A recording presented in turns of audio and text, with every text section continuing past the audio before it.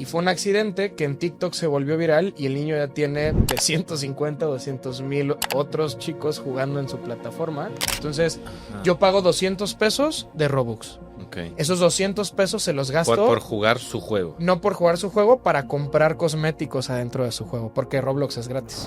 Encontré una comparativa muy interesante que Free Fire, que es un juego, vende más looks virtuales que, por ejemplo, una tienda Zara en Latam. Entonces, podemos decir que son 70 millones que son foodie gamers. Qué oportunidad hay para las empresas y para las industrias que nos están viendo. Todas, ahorita estamos en la honeymoon phase. Bienvenido a este episodio 50. Y es un episodio nuevo en el sentido del contenido, porque vamos a hablar del gaming. Y estamos grabando este episodio en Casa Butlers. Ellos crean experiencias comerciales alrededor del gaming. Y vamos a hablar hoy con Arad González, que es el productor ejecutivo de Casa Butlers. Vamos a ver cómo gaming, e-commerce y tecnología pueden tener mayor comunicación y sinergia en México y Latam. Así que vamos por este episodio.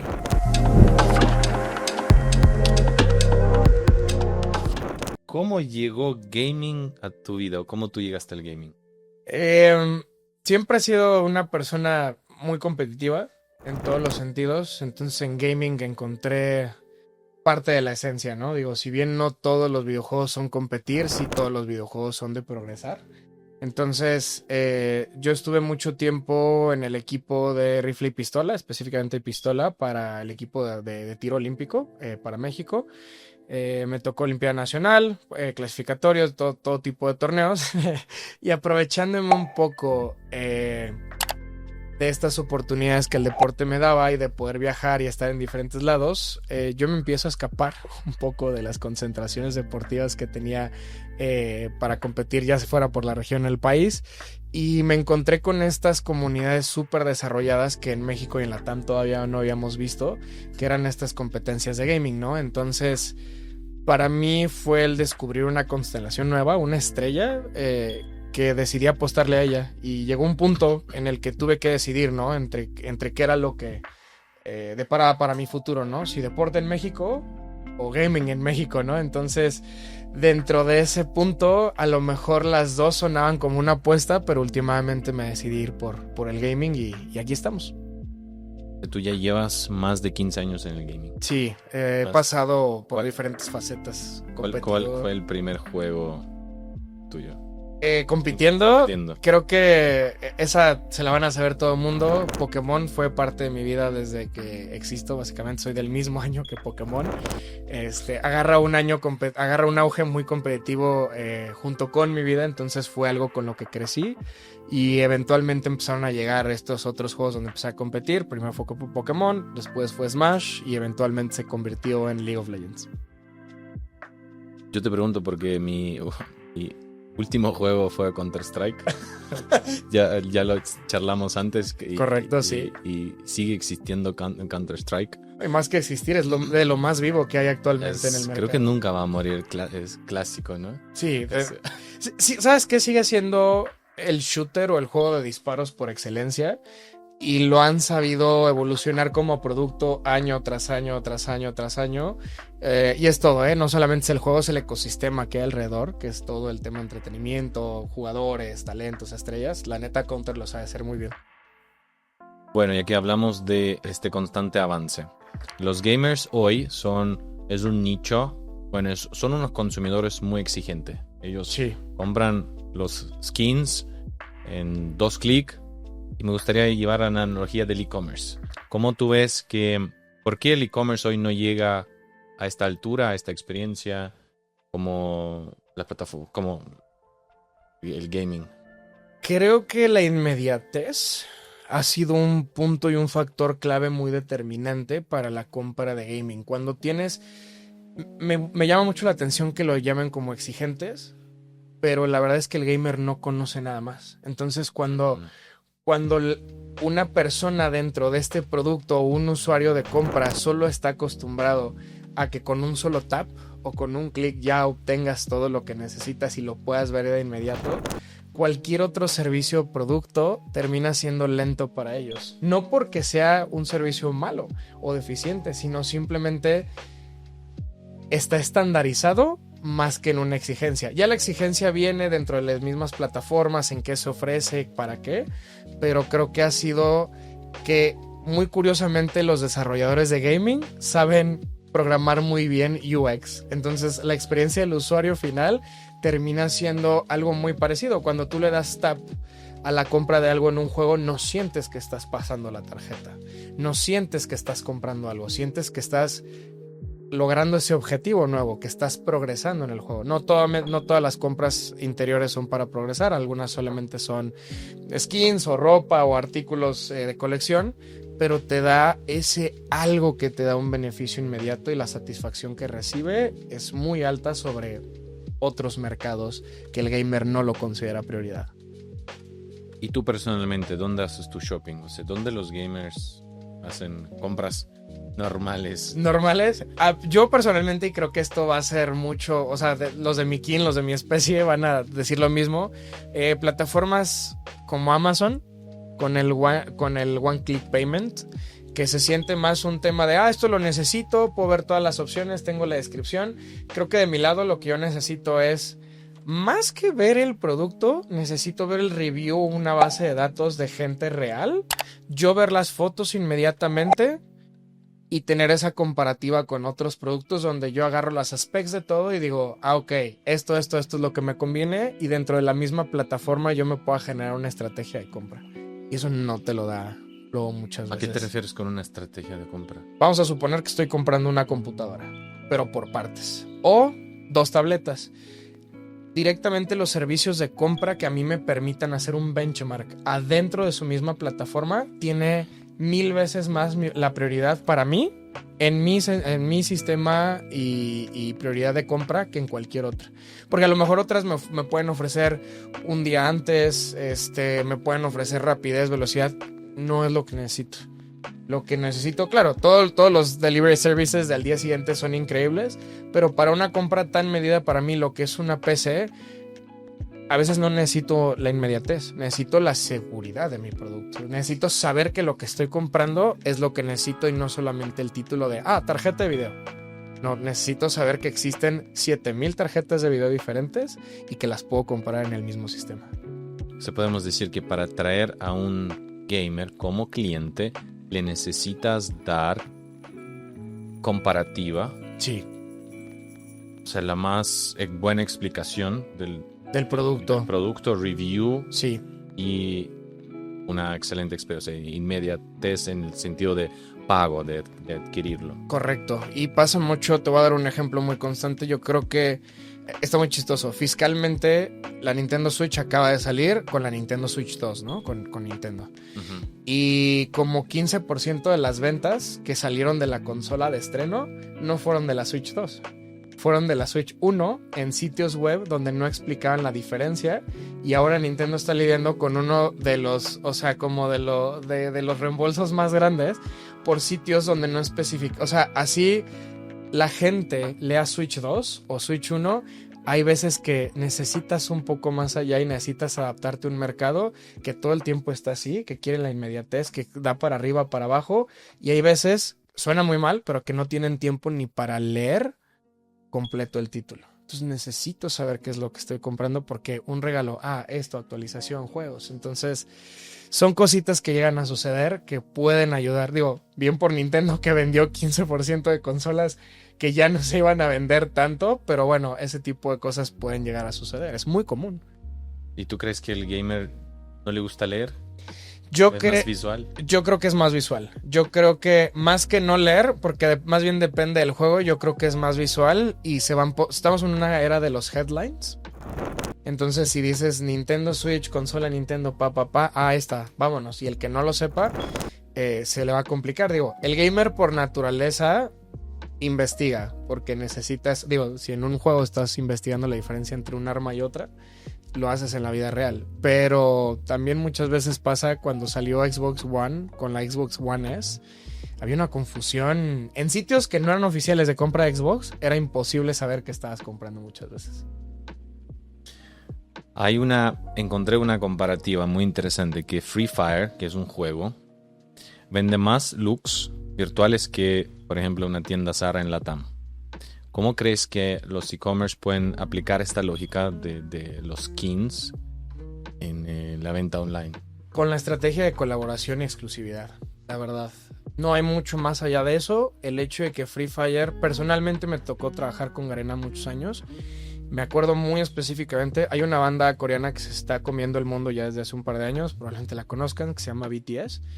Y BTS no tiene nada que ver con Free Fire. Hasta que a Free Fire se le ocurre, dice, bueno, ¿cómo podemos integrar una banda de K-pop en un Battle Royale? No se trató de cuáles armas elegían, no se trató de qué hacían adentro del juego. Era cómo te puedo dar yo un outfit exclusivo para los fans de BTS. Entonces, solamente durante un tiempo existió la manera de poder comprarlos.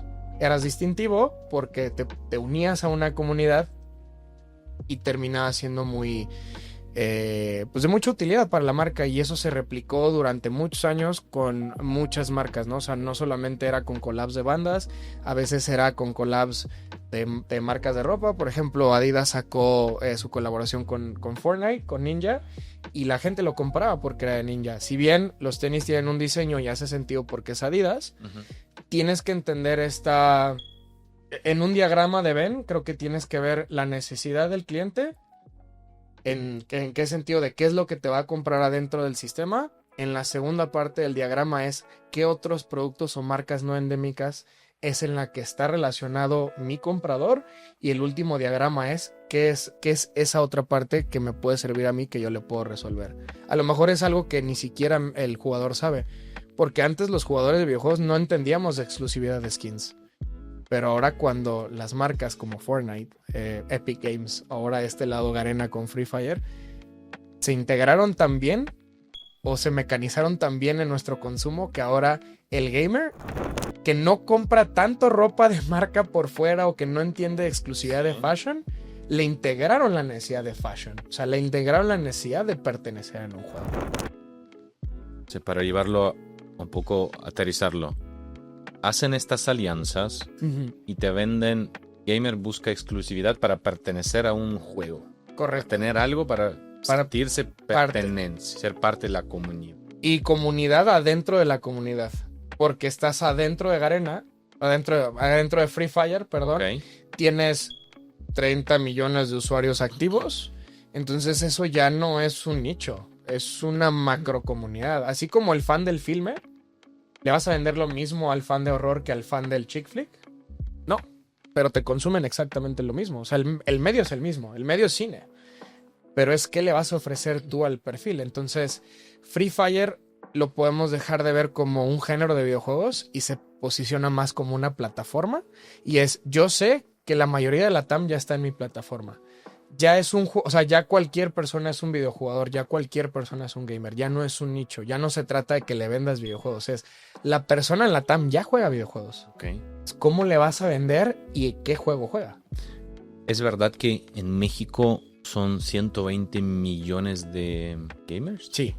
Y eso es lo... No sé, ¿cuántos son en México? Deben de ser ¿150? No. Sí, ¿verdad? Sobre los... Ahí te va de dónde viene el desglosado. El gamer te lo cuenta no solamente la persona que está todo el día en su computadora, te cuenta también a la señora que está jugando Candy Crush en su casa, Okay. que está jugando Mini Casino, que está jugando... o el niño que está jugando Roblox. Porque, de nuevo, se trata de una plataforma. Y se me hace chistoso, creo que ha evolucionado un poco el término. ¿Le dirías a una persona, o sea, le dirías a una persona foodie solo porque come? ¿Sí me explico? O sea, todos comemos, sí, todos consumimos, ¿me explico? Pero hay niveles de consumo al usuario. Nada más es entender a quién le estás vendiendo. Y esa es la cosa, que el comercio o la parte de la industria fuera del gaming tendría que entender que ya todo el mundo juega, solamente ahora tenemos que entender en dónde le colocamos el producto. Es que te hice la pregunta para entender cuál es el potencial a las marcas que quieren atraer a los gamers. Entonces, podemos decir que son 70 millones que son Foodie gamers. Foodie gamers, exactamente. Como lo llegó a mencionar Alex, el gamer de sillón, el gamer casual, que te puede sillón. Exactamente. Okay. Que es un término que a mí me encanta porque es algo que es una persona que te puede consumir. Está bien chistoso. Una persona te puede consumir una película, un TikTok, un videojuego y comida a la vez. Porque yo lo he hecho, ¿no? O sea, yo tengo 2 pantallas, tengo una serie aquí puesta, estoy chambeando al mismo tiempo, tengo Balatro abierto, hermano, y estoy comiendo. Y a lo mejor esas 4 cosas que estoy consumiendo tienen que ver algo con gaming. ¿Sí me explico? O sea, ya es tan grande el mercado que luego lo va a absorber y no nos vamos a dar cuenta de verdad de lo más grande que es. ¿Qué oportunidad hay para las empresas y para las industrias que nos están viendo? Todas. Ahorita estamos en la honeymoon phase. O sea, de verdad ahorita estamos en la luna de miel del gaming. Cuando el fútbol se empezó a volver más una farándula y entretenimiento que un sistema competitivo. O sea, cuando importó más el show que el fútbol fue cuando verdaderamente vimos un crecimiento real en la industria del fútbol con México, con los Star Talents, con todo el tema de narradores. O sea, antes del Perro Bermúdez hubieron muchas personas al micrófono que tuvieron un despegue muy fuerte, pero no nos acordamos hasta el tirititito. Me explico, porque le pusieron una base de entretenimiento. Eso es lo que está pasando con el gaming. Ahí tengo una pregunta desafiante. A mí me encanta el wrestling, la lucha libre. Sí. Y yo voy acá a Arena México, pues es súper divertido, es un show, pero nunca lo vi lleno. Ok. He ido como 3 veces. Entonces, ¿por qué ustedes en gaming llenan las salas, estadios, y esto que es históricamente ha sido años, siglos, está, no sé si correcto, está perdiendo su show? Había perdido, pero es una campana de Gauss. ¿A qué me refiero? ¿Alguna vez habías visto tú la WWE en internet? No. Exacto. El tema es que con la industria te tienes que compaginar y compenetrar con el usuario al que le estás hablando. Realmente, ¿desde hace cuánto no te has sentado en la sala de tu casa a ver algo que no sea una película? Algo que salga en la televisión. ¿Sí me explico? Y la lucha era parte de eso. Entonces, se refleja también en tus productos presenciales. A diferencia de, ahorita hay un show de un chico, no me maten por favor si me equivoco, es un chico que se llama Fede Videgaray, que trabaja con, o sea, todo su público son niños, es un tema de combinación de VTubers y retos y todo.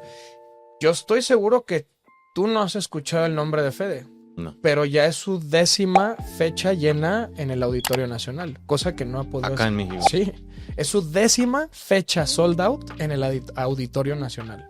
Espera, ¿qué hace? Videos en internet. Videos, entretenimiento general. No tiene una línea muy directa, tiene entre VTubing, que son avatares en internet, historias de terror que le cuenta a los niños y juega con los niños. O sea, tiene una base. Eso es. El evento que tiene en el Auditorio Nacional es presencial, pero todo lo demás que hace lo hace desde la comunidad de su sillón. Y es... a mí me cuesta todavía entender el tamaño. Y aquí va ya que tocamos temas de niños, y sí, tú hablaste de Roblox. Correcto. ¿Sí? Que ellos venden, tienen tiendas virtuales. Sí. Y ahí generan, crean juegos, ¿no? Dentro de esa plataforma. Sí. Ok. Sí.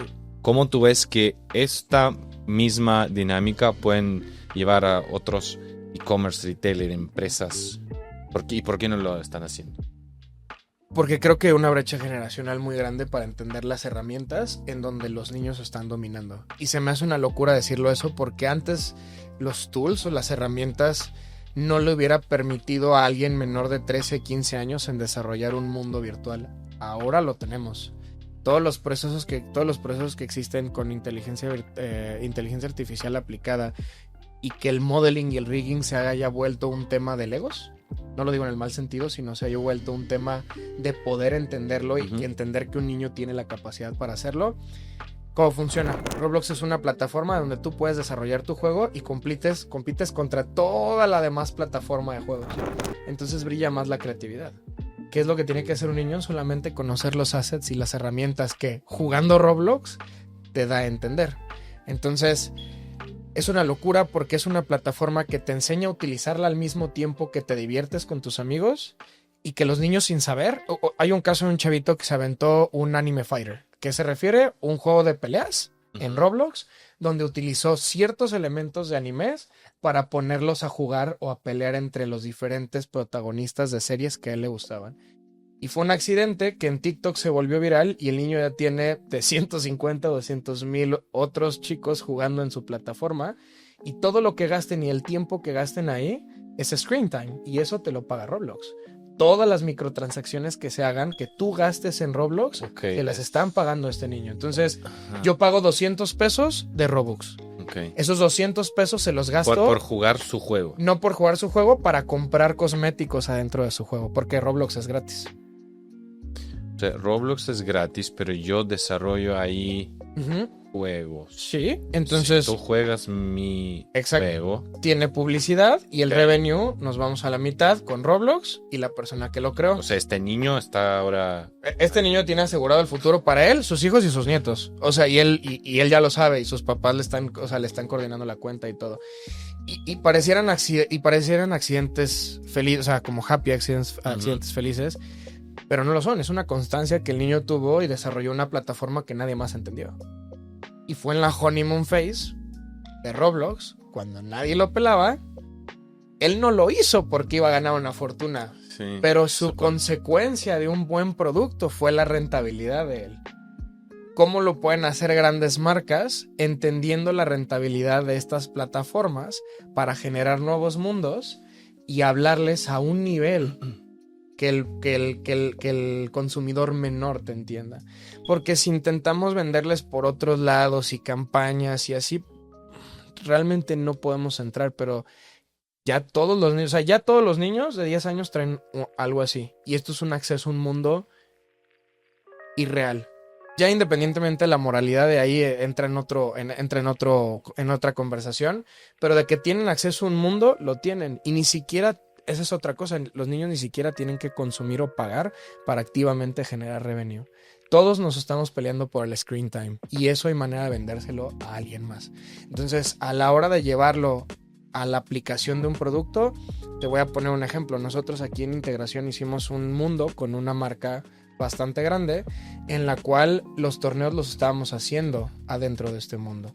¿Qué era lo que hacíamos? Bueno, todo el revenue, las empresas o la marca a la que le estábamos trabajando la creación de este mundo, con Electra justamente, no le pagamos yo no le pagué a una desarrolladora grande, yo no le pagué a un desarrollador grande, le pagué al niño que hace las páginas. No es uno, son miles.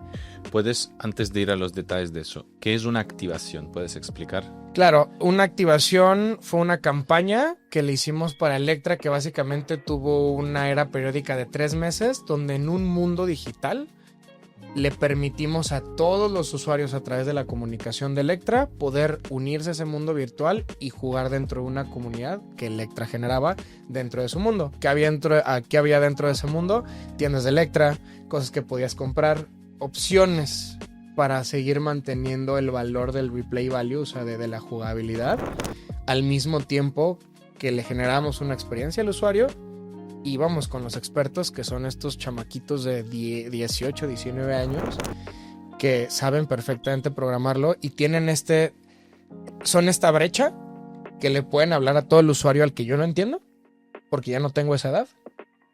Pero él acaba de salir de todo eso y le puede generar un consumo y una plataforma a todos estos usuarios menores. O sea, para simplificar, estas Electra, otras empresas, ¿lo hacen entonces para atraer un público nuevo a su...? Sí, yo creo que es un público a inversión, porque todo este público nuevo es rápido, no le da miedo a gastar y entiende muy bien las plataformas. O sea, toda la era del e-commerce y del e-shopping, podríamos decir que es ahorita, pero yo se lo apostaría a todos estos chicos que les saben sacar el mayor jugo y el mayor provecho, que no es que vengan con una exigencia que te había comentado, es que es su estándar. Entonces, cuando todas estas personas penetren el mercado en los próximos 5 años, va a ser un paraíso para la marca que entienda cómo funcionan estas herramientas de inmersión digital.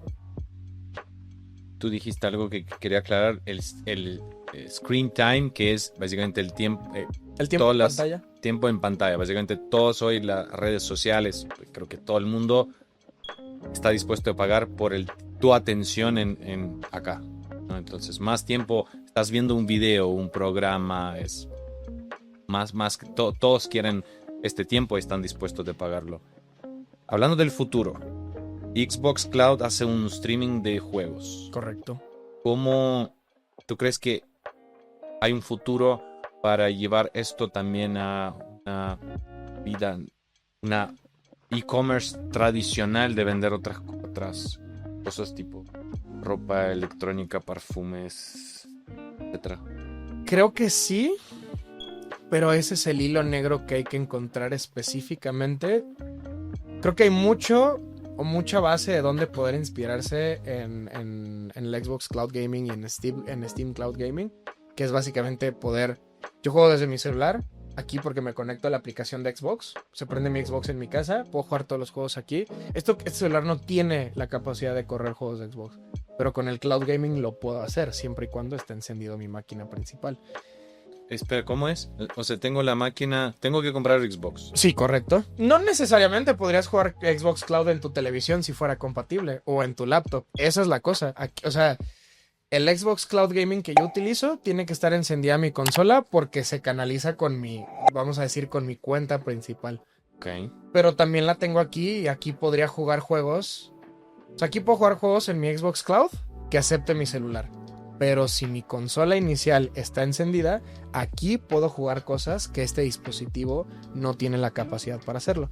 Pero con la conexión que hay de Microsoft Azure o con el Steam Safeguard, que es básicamente la conexión que tenemos entre el dispositivo, la pantalla y el dispositivo original, yo creo que sí es el futuro. ¿Cómo pasarlo a la parte de e-commerce general?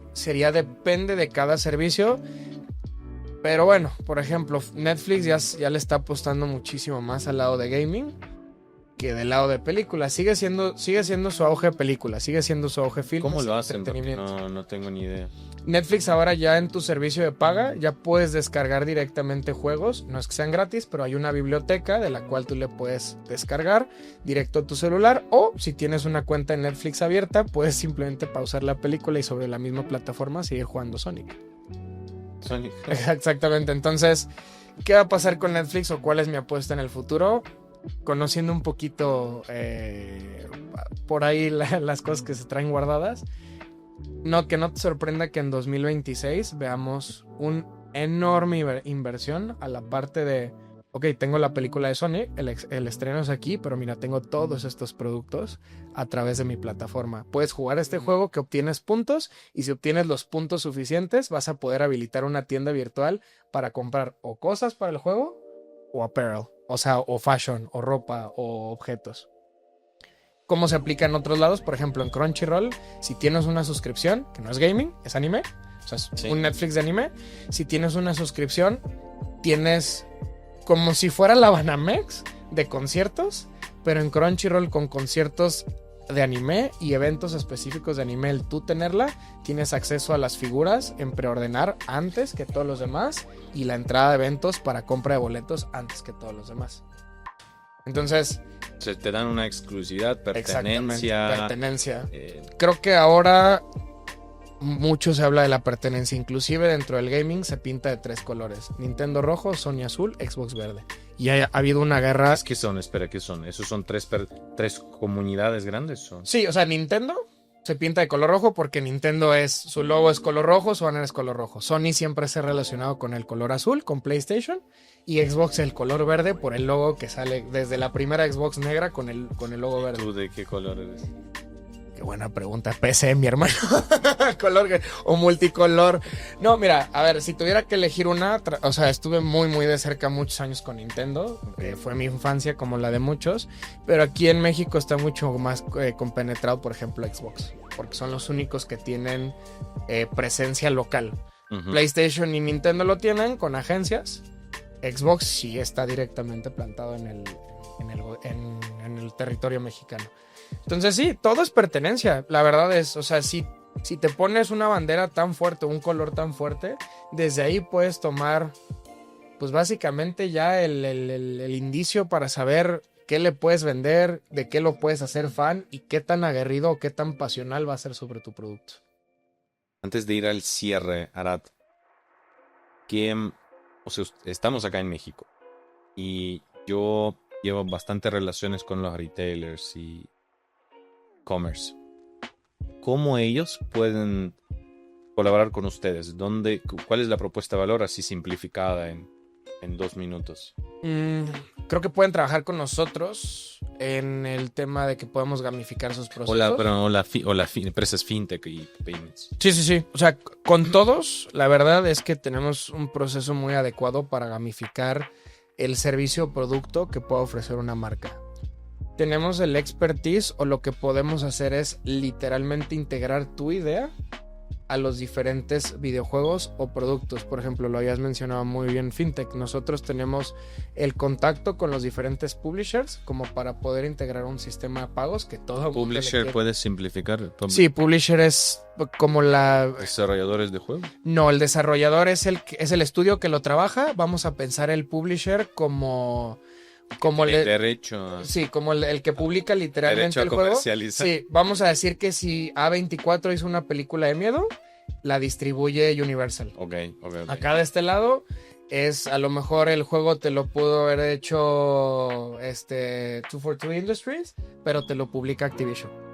Entonces los publishers son el contacto directo con los developers, con lo que nosotros tenemos, y el publisher es el que se encarga generalmente de la parte operativa, comercial y digital de marketing y revenue de los juegos. ¿Cómo lo podemos hacer? ¿Cómo trabajamos con los publishers?